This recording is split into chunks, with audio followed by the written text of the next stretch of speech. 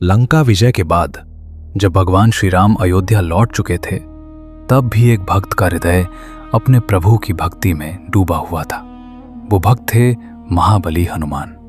कहा जाता है कि हनुमान जी हिमालय के एक शांत पर्वत पर गए और वहां एक विशाल शिला पर अपने नाखूनों से श्री राम की कथा लिखने लगे।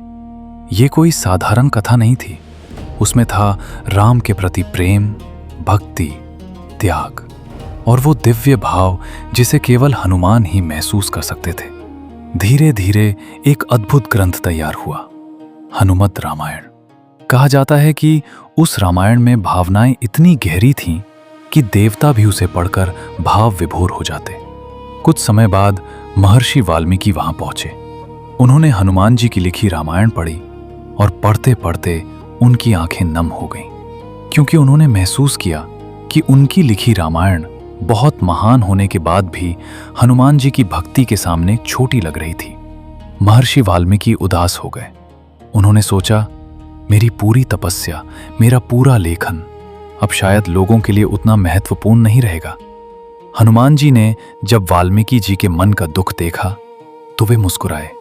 उनके मन में न अहंकार था न प्रसिद्धि की इच्छा, क्योंकि उनके लिए सबसे बड़ा नाम केवल राम था। और फिर हनुमान जी ने अपनी पूरी रामायण उठाई और उसे समुद्र में फेंक दिया। महर्षि वाल्मीकि आश्चर्यचकित रह गए।